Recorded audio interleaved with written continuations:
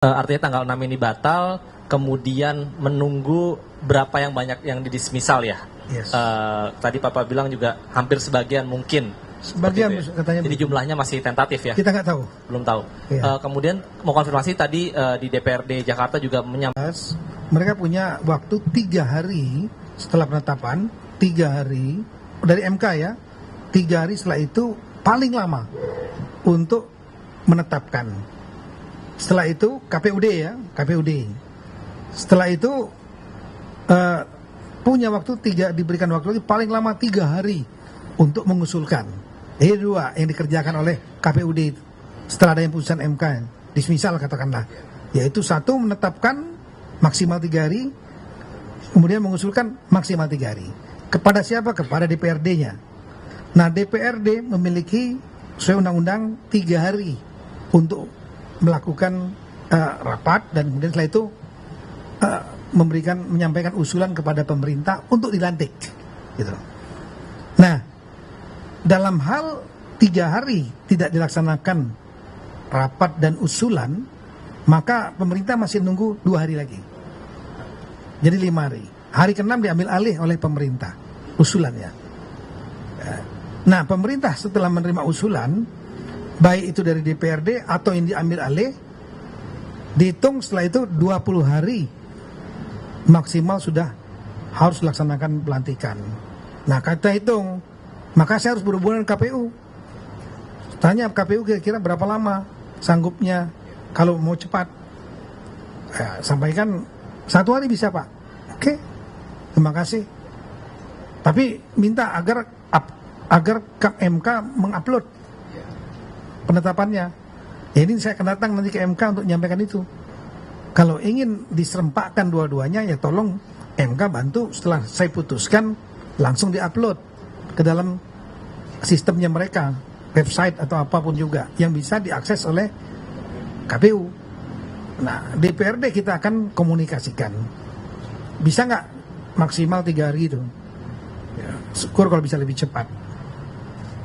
Kalau nggak, ya kita tunggu 2 hari, 5 hari, hari ke-6 kita ambil alih. Undang-undangnya begitu. Dan setelah itu kalau pemerintah 20 hari, kita udah hitung bahwa proses di pemerintah, di gubernur maupun di kita, gubernur saya minta 1 hari saja. Ya, nanti kita akan zoom meeting dengan gubernur bawa PJ maupun definitif.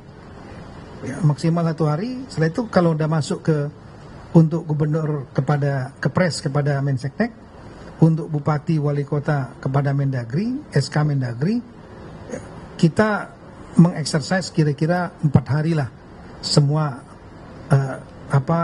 kepres maupun SK-nya bisa kita selesaikan. Nah, dari situ kira-kira ya lebih kurang 12 sampai 14 hari ya. 12-14 hari kalau dihitung semenjak tanggal 5 putusan, artinya kira-kira tanggal 17, 18, 19, 20. Nah, ini yang nanti akan diputuskan oleh Bapak Presiden. Karena jadwal dan tata cara pelantikan diatur dengan peraturan Presiden.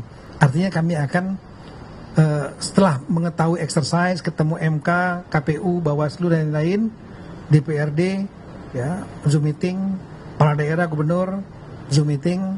Setelah itu kita tahu waktunya, saya akan melapor kepada Bapak Presiden. Nanti kalau beliau sudah memutuskan waktunya, kita akan tetapkan dengan peraturan Presiden. Kira-kira itu, kan? Ada lagi yang mau bertanya? Saya Singgi dari Kompas.com. Terkait dengan kepala daerah yang non sengketa, Pak, ini artinya mereka itu sudah di luar dari batas 20 hari. 20 hari. Kita tadi megang putusan MK-nya. Kemudian soal penundaan kembali ini apakah akan dikonsultasikan lagi ke Komisi 2? Hari Senin. Hari Senin nanti ada rapat kerja dengan Komisi 2 DPR RI. Sekaligus juga salah satunya saya akan menyampaikan hal ini. Karena ini kan ada putusan sela yang kita nggak tahu gitu. Yang kemarin tanggal 30. Dan hari ini saya lihat sudah keluar revisi peraturan Mahkamah Konstitusi yang tegas menyebutkan dari tadinya tanggal 13 menjadi tanggal 5 ya, Februari untuk pembacaan sidang dismisal. Yang lain? Ya, izin saya suara dari Kompas TV, Pak. Ya. Mungkin bisa dipertegas lagi, Pak. Apakah nanti pelantikan ini diserahkan ke daerah masing-masing, apa secara serentak? Terus kemudian yang kedua ini, jika ada pengunduran waktu, apakah nanti disesuaikan juga masa jabatannya, Pak? Begitu, terima kasih. 164B, pasal 164B, Undang-Undang Nomor 10 2016. Silakan buka Google nanti ya. Bahwa Presiden dapat melantik secara serentak bupati wali kota. Artinya pembuat undang-undang ini kan pertama kali kita nih terjadi pilkada serentak ini. Ya, pelantikan serentak pun ada di dalam pasal di dalam Undang-Undang 1016. Amanat itu ada. Dan itu untuk pelantikannya ini termasuk biasanya gubernur yang dilantik presiden, bupati wali kota dilantik oleh gubernur. Itu yang lazim dilakukan, tapi undang-undang ini memberikan kewenangan dan amanat untuk keserentakan, maka bupati dan wali kota dapat dilantik oleh presiden, dan presiden akan melantik gubernur, bupati, wali kota yang tidak ada sengketa MK, termasuk yang tambahan sekarang dismisal secara serentak. Itu. Yang kedua tadi apa, Mak? Oh ya, masa jabatan itu kan sebenarnya sudah diatur di dalam seperti dalam undang-undang, ya, dalam Undang-Undang Nomor 10 2016 itu ada untuk masa jabatan kepala daerah hasil pilkada tahun 2020 berakhir pada tahun 2024, artinya 31 Desember 2024. Tapi kemudian ada gugatan dan kemudian ke MK, dan MK kemudian memutuskan bahwa masa jabatannya bukan 31 Desember 2024 menganulir itu, tapi masa jabatan hasil pilkada 2020 berakhir setelah dilantik hasil pilkada tahun 2024 yang 27 November. Saya kira itu. Baik, satu lagi terakhir. Singkat saja Pak, kalau untuk tadi kan nanti akan ada rapat kerja bersama Komisi 2 di hari Senin depan. Apakah itu akan sekaligus keluar atau menginformasikan tanggal resmi atau mungkin penetapan tanggal pelantikannya seperti itu Pak di Senin depan itu? Nanti saya melakukan exercise ya, karena saya sudah menyampaikan tanggal-tanggal tersebut kepada Bapak Presiden, dan Bapak Presiden masih punya waktu untuk memutuskan tanggal mana. Karena sekali lagi pasal 165 Undang-Undang Nomor 10 2012 itu tentang pilkada menyatakan yaitu jadwal dan tata cara pelantikan pilkada serentak diatur dengan peraturan presiden. Artinya apa? Kewenangan itu oleh pembuat undang-undang diberikan kepada presiden. Jadi presiden menentukan jadwalnya. Dan saya menyampaikan exercise-nya.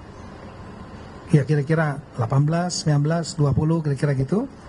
Dan kemudian tanggal yang dipilih beliau yang mana ya nanti saya masih menunggu. Kira-kira seperti itu. Pak, soal tempat tadi disampaikan ibu kota negara, apakah di Jakarta atau nanti di... Ibu kota negara masih tetap Jakarta. Kalau membaca undang-undang tentang ibu kota IKN ya, bahwa statusnya IKN itu menjadi ibu kota negara, operasional sebagai ibu kota negara ya akan ditentukan dengan peraturan presiden. Ya. Jadi selagi belum ada perpres pindah secara operasional ke IKN yang di Kalimantan Timur, maka ibu kota negara ada tetap di Jakarta yang sekarang berubah namanya sesuai undang-undang menjadi daerah khusus Jakarta.